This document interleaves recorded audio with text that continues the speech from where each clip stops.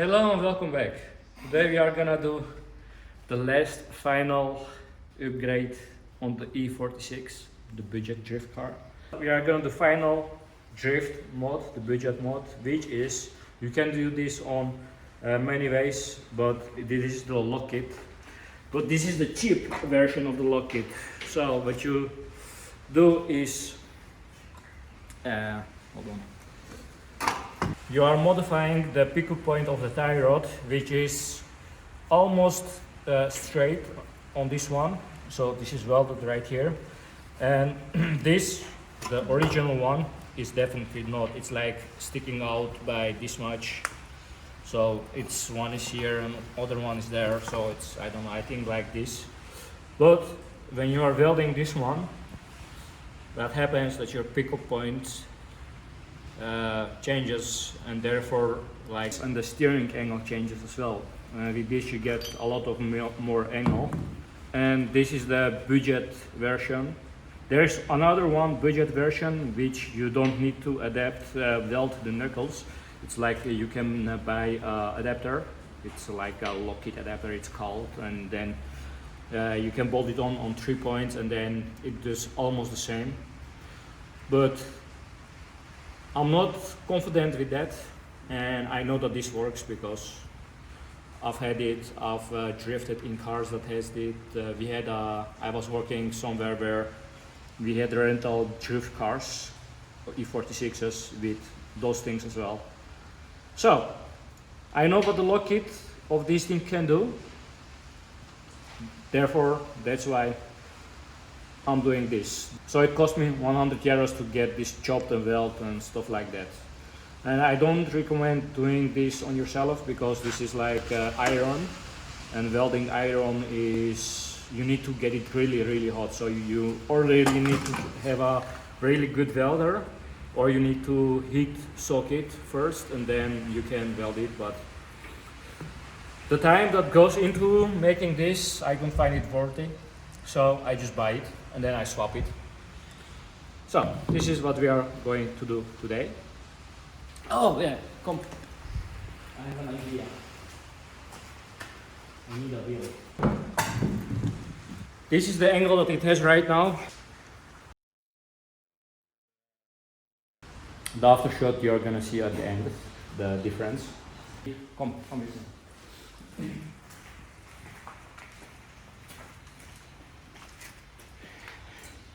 So this is what you need to do. You need to loosen the tie rod, you need to loosen the brake disc, and you need to loosen the ABS sensor, and of course the coilover. After that you can just take everything out. It's not that hard. It's only you need to know what to do, because you need to have a press to push down the tie rod on like the control arm, because they are always stuck.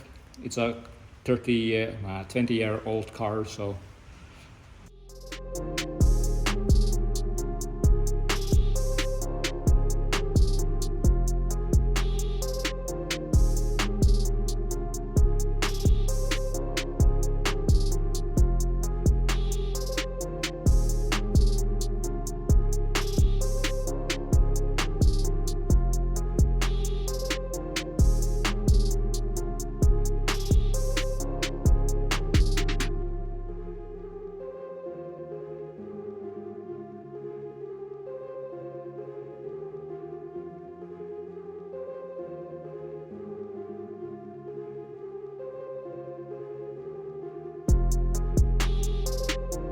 The new one is in, as you can see. This is very interesting. I need to take this off. It broke or something, I don't know. But when you are installing it on E46s, make sure that you hit it open, because it's gonna be a little bit easier to get it on the coilover.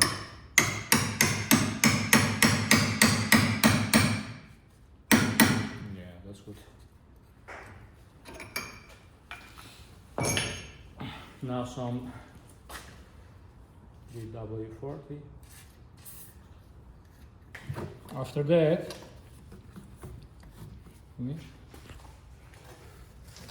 there is an aligning point right here. Make sure that it's going in between.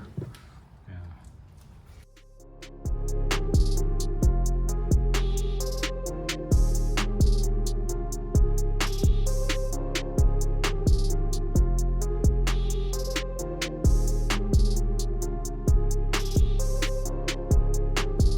And this is with the locket. I don't know if I said this, but first we had good clearance right there, but now it's almost touching, so that means that we are way further in, and I don't know if it's visible on the camera, but yeah, look at that. Can you turn the other way around?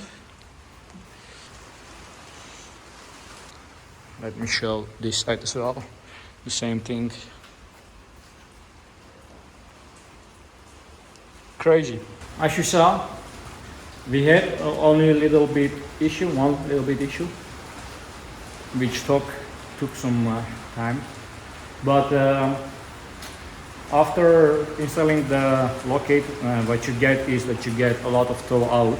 That's always like that, and you need to adjust your alignment. So we did that.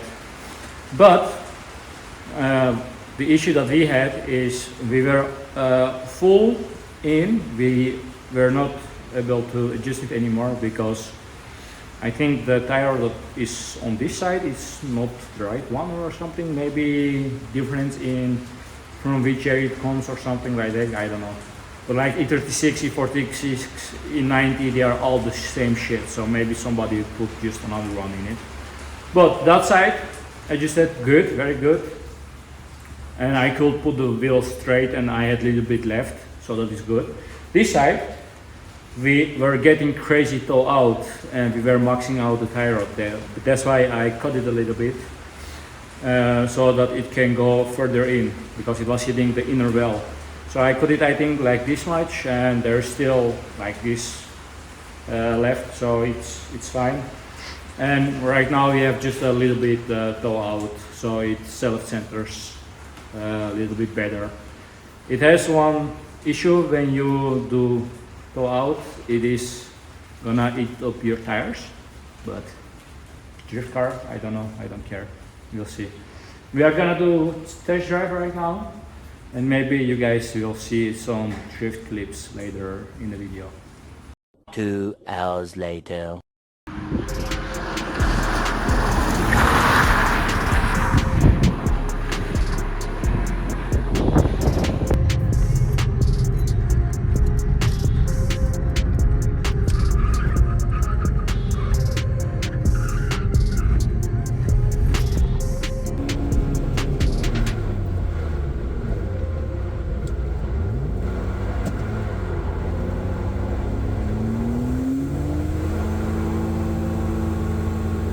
While I'm editing this video, I realized that we didn't do any outro. We forgot because we were having too much fun, I think. But the locket is doing its job. It was the car felt really good. We were driving at the end on wet, so it was really slippery. And if I hadn't had the locket, I would spin definitely way more than I did. I don't think that I really spinned once. Was that because I was trying to do a Becky? Yeah, alright. I spinned once the whole night because I was trying to Becky. But I was really having fun with one of my friends. We were tandeming and he has a crazy locket, I had a locket, so we could match each other. And the car was not spin happy, it was just doing what I was asking to do it. So I definitely recommend a locket. If it's the cheap one, the block, then do it if you want that. If you have somebody or you can do it self, then you can weld it as well. And if you can do it on your own, you have the welding machine or shit like that, then it's not gonna cost you anything. But this was technically the last episode of the budget drift car, so you are gonna see more videos of the car, but that's more gonna be like fun shit, something like a delivery, or I don't know, my friends drifting in the budget drift car and shit like that. And after this I'm gonna make one summary video with all the mods that I did, and all the prices which I paid and how much it cost me, so you guys can have a like short video and one big summary of every cost and every mods that I did. So it's gonna be a little bit shorter and easier for you to watch, and if you want to go in details then you can rewatch the whole episode. So that's the plan, and I'll see you guys in the next video. Goodbye.